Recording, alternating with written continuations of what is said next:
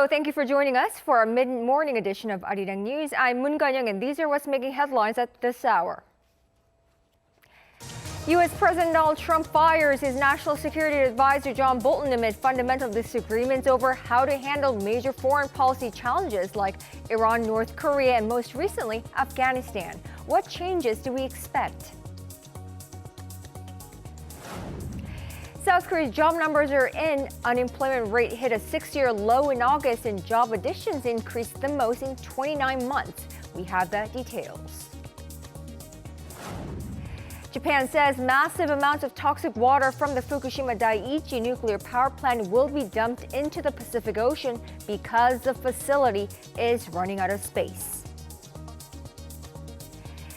But we begin with this breaking news. South Korea's Trade Minister Yoo Myung-hee has just announced that Seoul is filing a complaint to the World Trade Organization over Japan's tighter export curbs on 3 strategic materials used in semiconductors and displays. The complaint will be officially initiated when the South Korean government hands in its request letter for consultations with the Embassy of Japan in Geneva and the WTO to seek the withdrawal of export curbs. Now, Seoul says Tokyo's export curbs are politically motivated as the measures were retaliation by Japan for the rulings on compensation for Japan's use of Koreans as forced labor before and during World War II. Now, if the consultations with Japanese embassy in Geneva and the WTO do not resolve these issues, South Korea will request for a WTO panel ruling. U.S. President Donald Trump says he has fired U.S. National Security Advisor John Bolton, citing strong disagreements, and he will name a replacement next week. 10 or so names are in circulation in the Washington political circle. Now, the latest announcement on Tuesday comes after months of rumors that the U.S. President and Bolton clashed on policies, including those related to the denuclearization of North Korea. Our Lee Seung-jae has the full story.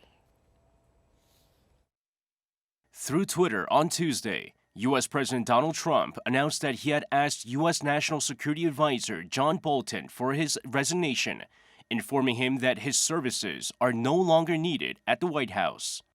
The U.S. president added that he disagreed strongly with many of his suggestions, as did others in the Trump administration. Trump will be naming a new national security advisor next week. The latest announcement comes after months of rumors that the two clashed on policy, including on how to denuclearize North Korea. Some of their disagreements were openly seen in public, with Trump playing down North Korea's short-range ballistic missile tests, while Bolton called them out as violations of UN Security Council resolutions. During a press conference at the White House on Tuesday, U.S. Secretary of State Mike Pompeo said he was not surprised by the news, adding that there were also times when he too had his differences with Bolton. If there were many times Ambassador Bolton and I disagreed, that's to be sure, but that's true for lots of people with whom I interact. Bolton was appointed as Trump's third national security advisor in April last year and was known for his hawkish views on regimes such as North Korea, Iran, and Venezuela. He's also widely known to have advised Trump to walk out of the second summit with North Korean leader Kim Jong-un in Hanoi back in February, after Pyongyang offered to dismantle only its main nuclear facility in Yongbyon. Meanwhile, according to Harry Kazianis, a senior director at the Center for the National Interest, a new national security advisor will be picked from a large pool of potential candidates. But U.S. Special Representative for North Korea, Stephen Biegun, who's been leading the negotiations for denuclearization talks, could be a strong choice. Watchers say Bolton's removal from the administration could have implications for North Korea-U.S. denuclearization talks, as Pyongyang offered to resume talks with Washington in late September. If held, the meeting would mark the first formal negotiations since the breakdown of the Hanoi summit. Lee Seung-jae, Arirang News. North Korea state media reported early this morning that the regime had test-fired a super-large multiple rocket launcher early Tuesday and that it was supervised by its leader Kim Jong-un. Now, contrary to the last time it test fired such projectiles and announced the launches, the state media did not call the firings a success. That's raising the possibility that some of the projectiles launched yesterday may have failed to strike their targets. The North Korean leader reportedly said the launches of 2 projectiles on Tuesday have helped them verify the technical parameters of their new missile system, and now they've only got to test its multiple firing system. Observers say this could mean there are additional launches coming up in the next few days and weeks. Now, North Korea's test launches of 2 projectiles Tuesday came just hours after its vice foreign minister said Pyongyang is willing to come back to the negotiations table with the U.S. Why the mixed messaging? Our correspondent in charge of North Korean affairs, Oh Jung-hee, helps us read between the lines. Pyongyang reaches out to Washington for dialogue and at the same time shows off its weapons capabilities. Late Monday, Pyongyang's first vice foreign minister, Choi Sun-hee, issued a statement. She said the North is willing to engage in some comprehensive discussions with the U.S. in late September. She added, however, that the U.S. would have to come to the table with a, quote, new approach, something the regime's leader, Kim Jong-un, called for in his speech in April. But only a few hours later, the North test-fired a couple of as-yet unidentified projectiles. And it was apparently confident in this technology since the projectiles flew right over North Korea's own territory, coming down 330 kilometers to the east in the sea. Pyongyang's immediate testing of projectiles could raise some eyebrows about how sincere it is about dialogue. But North Korea experts say the regime is surely aware of that and juxtapose these 2 actions strategically. Choi's statement yesterday is a little different from the North regional stance. Pyongyang used to claim that it will come to the table only if the U.S. has a new approach, but now it says it will first come to the table. It's actually conceding to what U.S. has been calling for. But so it doesn't look like that. The North is launching projectiles at the same time. Pundits say the North also feels the need to test weapons to dispel its security concerns because South Korea is adopting new weapons like the F-35A stealth fighter jets. The North has recently carried out 10 launches, testing 4 new weapons, which means the regime is still verifying their performance. The continued testing of projectiles, observers say, means that when the North meets with the U.S. next time, it might raise the issue of security guarantees rather than sanctions relief. Oh Jung-hee, Arirang News.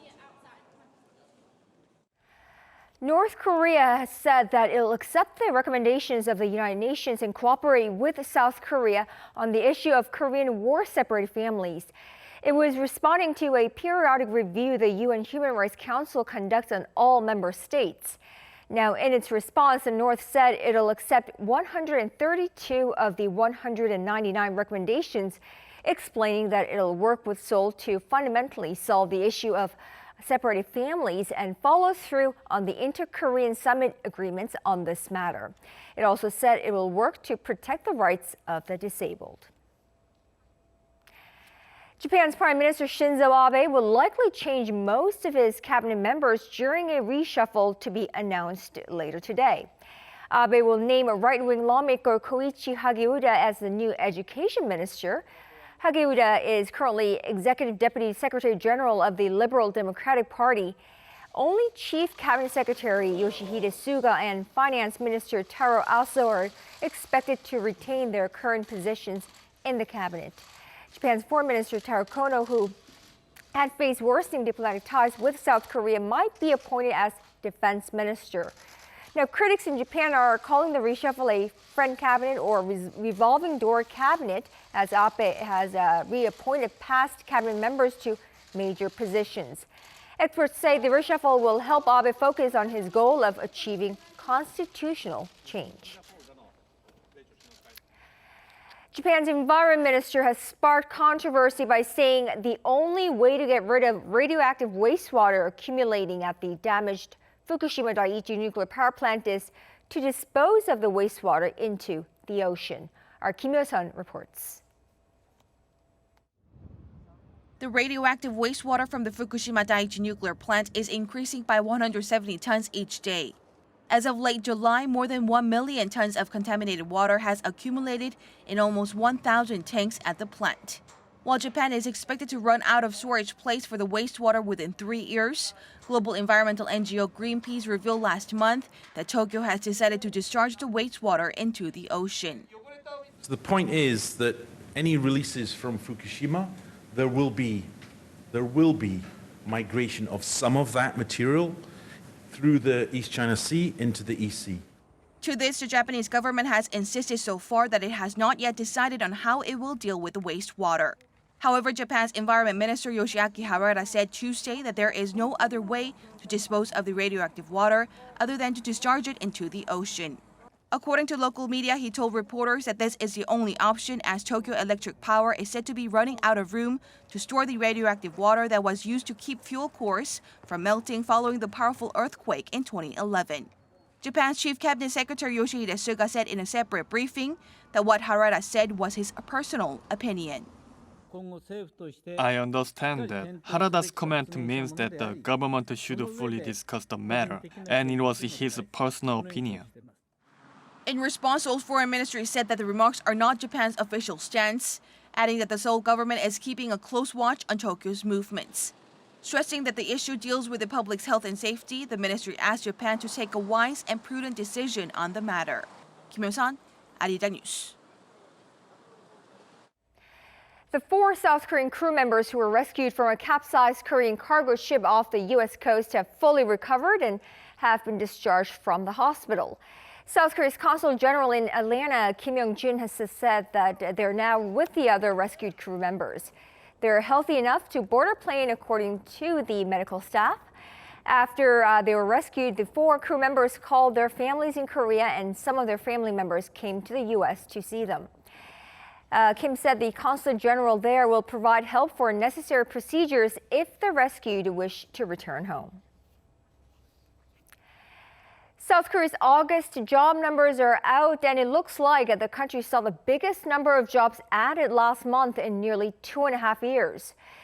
Data released by Statistics Korea show a year-on-year increase of 452,000 jobs in August, which is the biggest jump since March 2017. Now, this is the first monthly job increase of more than 300,000 since January 2018. The number of people unemployed fell by more than 270,000 to fewer than 860,000 people, making it the biggest monthly drop in more than 8 years. That brought the unemployment rate down 1 percentage point to 3%. Now, Statistics Korea attributed the size of the job growth to the fact that so few jobs were created last August. They were added in the services, health, and welfare sectors. Now, tomorrow marks the first day of the Chuseok holiday, so it starts tomorrow, and President Moon Jae-in is wishing all Koreans a warm-hearted holiday and a generous spirit. In a video message to the nation, he said he hopes for a fairer society for everyone. 활력 있는 경제가 서로를 넉넉하게 하고 공정한 사회가 서로에게 믿음을 주며 평화로운 한반도가 서로의 손을 잡게 할 것입니다. Moon also said the nation is moving in a direction that will lead to mutual prosperity for all. He offered consolation to those impacted by Typhoon Ling while expressing appreciation for the first responders who worked to keep the nation safe even during the holiday season. 보름달이 어머니의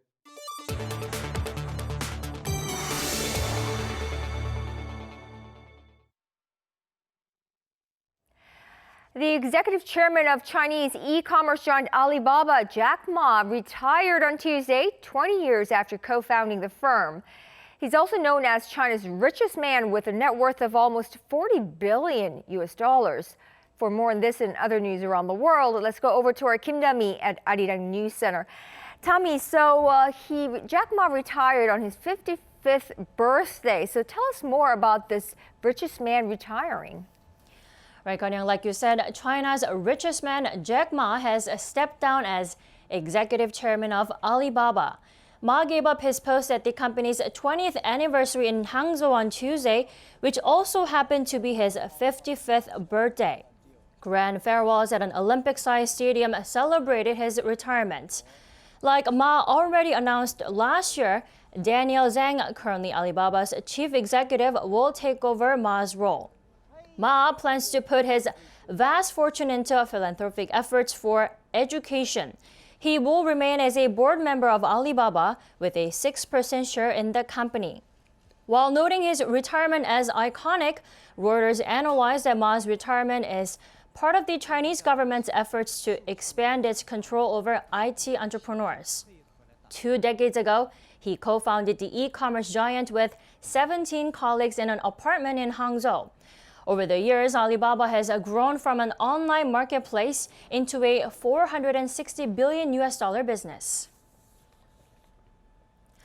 Apple has unveiled its iPhone 11 series on Tuesday with better cameras and new colors. The new devices, the iPhone 11 Pro and the iPhone 11 Pro Max, will resemble recent models, but an Apple official says there's a big difference in the camera. We have an amazing dual camera system with an all-new wide camera, with a new sensor with 100% focus pixels for faster autofocus, 3 times faster in low light. And we have a new ultra-wide camera with 120-degree field of view. The iPhone 11 series will be available from September 20th, starting at $1,000, but there won't be a 5G model. Apple also showed off a new Apple Watch, which features a new always-on Retina display for the first time. And through Apple TV Plus, people can now enjoy a new subscription service featuring Apple's original TV shows and movies for the price of $5 a month. Those who buy a new Apple gadget can watch free for a year. The newly introduced Apple Arcade will also let subscribers play over 100 games across Apple's product line.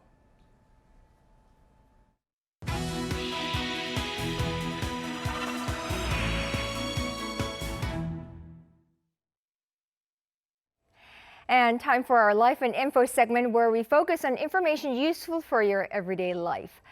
Now, millions of South Koreans will be traveling to their hometowns over the Chuseok holiday for family get-togethers. Now, that means highways, expressways will be packed with cars. Our Lee Min-san provides a traffic forecast for Chuseok and some ways the Korean government will be trying to keep things moving. Chuseok is one of Korea's biggest holidays, and it's also the time when people spend long hours on congested roads. This year, most people will get 4 days off in a row from Thursday through the weekend. The Transportation Ministry has announced special traffic measures starting Wednesday. A total of 33.5 million people are expected to travel starting that day, and over 86% of them will go by car. Because this year's holiday is relatively short, most people leaving Seoul are expected to hit the road Thursday morning and come back Friday afternoon. On average, there will be some 5 million cars on highways each day, which is 7.5% more than last year. Chuseok travelers should brace for a long trip. Drive times to major cities could be up to 1 hour and 50 minutes longer than last year, from Seoul to Busan by car, an estimated 8.5 hours. Real-time traffic information is available on the website of the traffic authorities and on mobile applications. To help, the government will add extra capacity on buses and trains, on average an additional 1,300 express buses per day, another 100,000 seats on the high-speed trains, and 34,000 seats on the regular trains.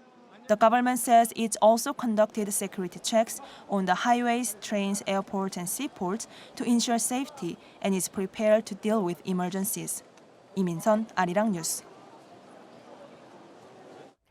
So if you want to avoid all that traffic and want to stay here in the nation's capital area, what can we do over the 4-day long holiday? Our Kan Hyung-woo is right here in the studio with me to tell us more about what we can do over the holidays. So Hyung-woo, the Chuseok holidays this year is only 4 days long, which is shorter than last year and the year before. So what can we do in the Seoul and the surrounding areas to enjoy our holidays here? Well, Konyoung, so since Chuseok is one of the main traditional holidays in Korea, I have brought some cultural heritage sites you can visit. So the Korea's Cultural Heritage Administration is opening up Seoul's 4 royal palaces for free. Now these palaces are from the Joseon dynasty, which lasted for about 500 years from the late 1300s. Now at each palace, there will be different cultural events prepared to entertain visitors. Like Gyeongbokgung Palace will hold a traditional Korean music concert and give visitors a hands-on opportunity to get a taste of the desserts that were enjoyed by the Joseon royal family. Visitors will also be able to check out a traditional Bongsan mask dance and wire walking at Changdeokgung Palace. If you're more of a night owl, you can check out the full moon in the evening at both Changgyeonggun and Deoksugung Palaces. The Jongmyo Shrine, where the memorial tablets of deceased kings and queens of the Joseon dynasty are enshrined and sacrificial rituals are performed for them, will also allow visitors to enter for free. The royal tombs of the Joseon dynasty will be also open for free as well. Right. So if you're not Korean, I think, it's really foreign to many foreigners that Seoul is packed with all these palaces. So this is a really good time to learn more about the Joseon dynasty. But if you're a first-time visitor to Korea and you really have no idea where to visit, what to do in Seoul, what can you recommend for us? Exactly. Well, Seoul has a world-class public transportation system, with subway lines and buses reaching almost every corner of the city. But like you said, Konyoung, this might be not an easy task for first-timers to use to get around the city. So today I want to introduce the Seoul City Tour Tiger Bus. Now, as the name suggests, it's a double-decker tour bus that takes you around the capital city. There are 4 courses, and in each course, tourists can use the buses to visit the royal palaces I just mentioned, Namsan Mountain, Hangang River, and the Gangnam, Hongdae, and Itaewon and other famous areas of the city. Now, once you book your course, you can take the buses on that course as many times as you want in a day. So if you got off at the Seoul Station or the Royal Palace, check out the place for as long as you want and just hop on the next bus at the same spot to get to the next spot. But since each course has different bus stops and interval periods, it's best to check them out before you're planning your day. You can also make reservations on the Seoul City Tour Tiger Bus's website, which is provided in Korean, English, Chinese, and Japanese. Now, before I go, one more thing.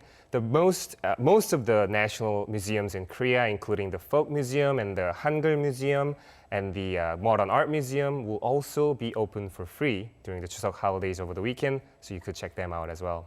Well, definitely a great way to spend the holidays. Maybe I'll check them out myself as well and save budget. So Kyung-woo, thank you so much for that, and that will do for today. Thank you. And now let's take a quick look at some other events that are taking place across South Korea.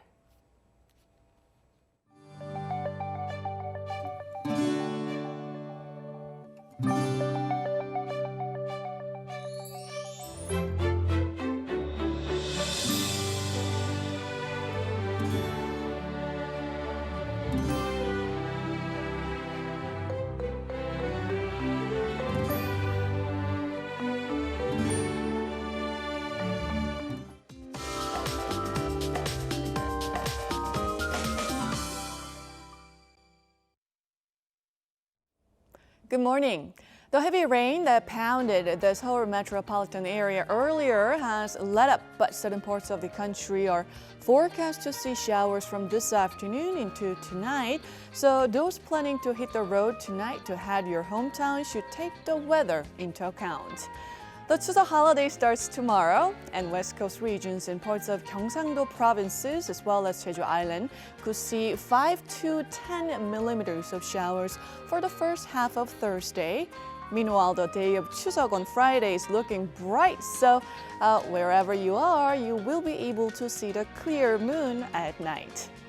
And today's daily highs will be similar or a touch lower than yesterday. Southern regions will have lower daily highs compared to yesterday.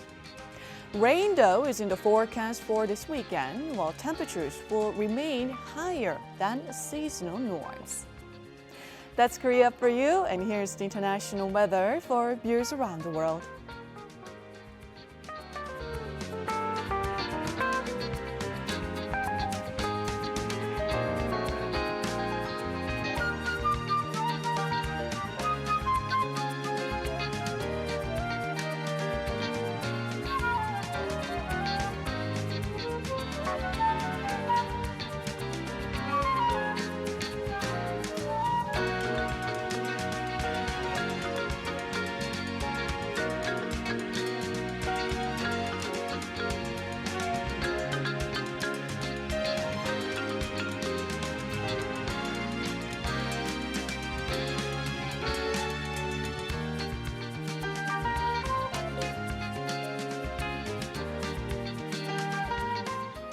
Well, that is all we have for now, but stay tuned to Arirang TV for the day's headlines all throughout the day. Take care.